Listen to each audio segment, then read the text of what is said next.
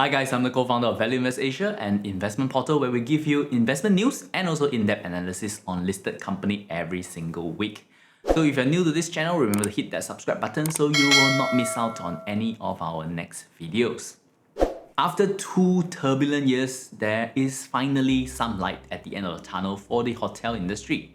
As international borders reopen, this sector is experiencing a surge in demand that is really rejuvenating the hospitality industry right now. And maybe in this post-pandemic era, Booking Holdings, the mega online travel company that is traded on NASDAQ, might become a darling for investors again. Booking.com began life on the internet in 1996 as bookings.nl, a site created by this guy for hotel reservation in the Netherlands. At the time, hotel rooms were reserved via phone calls, and the Dutchman saw an opportunity but had very little knowledge about the hotel industry.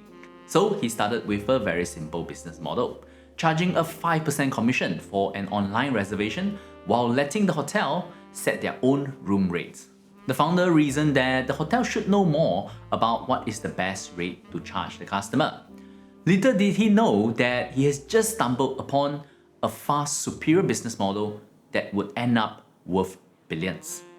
3 years later, across the English Channel, two cousins, Andy Phillips and Adrian Critchlow, launched another online reservation site called activebookings.com.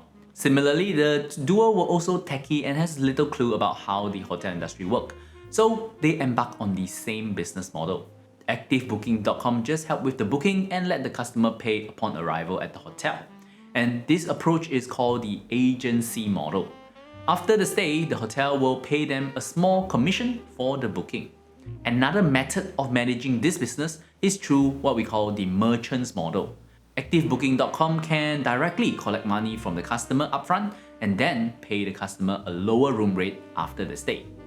During that time, the business model of using the merchant model was favored by larger US competitors such as Expedia, who saw the chance to earn a free loan by holding the customer's cash for a period of time before paying the hotel. However, the approach has its downside.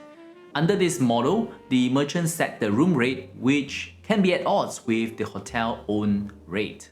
Travelers would also have to pay the merchants first before even arriving at the hotel. In contrast, the agency model allowed hotels to set their own rate and creating less confusion while also requiring customers to pay only after they reach the hotel. This arrangement was a win-win for both the hotel, the customer, and also the booking site. Fast forward a few years, Booking.nl was sold to a company called Bookings BV in 2003, and ActiveBookings.com changed their name to Active Hotel. Shortly after, the two sites caught the eye of Glenn Fogel, the chief merger and acquisition at a US-based company called Priceline. And by 2004, Fogel led Priceline effort to acquire Active Hotel for $161 million, followed by Bookings BV at about $133 million just a year later. And these turned out to be two of the greatest acquisitions ever for Priceline. At the beginning, many stock investors were skeptical about the agency model, believing that the future of online travel has to be the prepaid merchant model. But soon, the growth from Priceline will prove them wrong. In 2006, Expedia revenue was more than $1 billion ahead of Priceline. But Expedia's lead would not last long. Powered by the agency model, Priceline was able to overtake Expedia revenue in less than 5 years. By 2019, the year before the pandemic, Priceline's revenue exceeded Expedia by $3 billion. Fogel, the architect behind the acquisition, rose to become the CEO of Priceline in 2017. By then, with agency revenue accounting for about 2/3 of its overall sales, Priceline changed their name to Bookings Holding in 2018. Booking Holding then started spending heavily to bring more traffic into their site. In 2019, the firm spent close to $5 billion on marketing expenses. Yet, despite its aggressive spending, its operation remained highly profitable still, generating almost $4.9 billion in profit that year. For comparison, in that same year, Expedia matched Booking's Holdings spend for marketing. However, Expedia has a much lower sales and a lower margin business, generating only about $565 million in profit for the year. That is just roughly about 10% of what Booking Holdings achieved.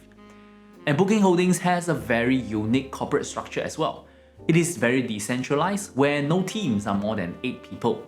More importantly, each team is empowered to make changes to the website and experiment. Collectively, 1,000 experiments can be conducted on the site every single day.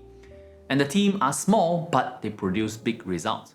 According to Evercore Research, Booking.com is able to convert traffic into bookings 2 or 3 times better than industry average. Their higher conversion rate really supercharged Booking.com advantage in advertising spend. And the company's culture is also built around experimentation. And yet, the organization has a very specific guardrails against a disease in corporate America called HIPPOs, or the highest paid person opinions, influencing the decision across the company. In a company, having a senior title does not qualify the person to make any changes to the site without data to back it up. For Booking Holdings, the customer experience must come first, and that has to be backed by data. Today, Booking Holdings is the world leading provider of online travels and related services. The group is present in more than 220 countries through its 6 primary brands: Booking.com, Priceline, Agoda, Rentalcars.com, Kayak, and OpenTable. The group derives most of its revenue from providing online travel reservation.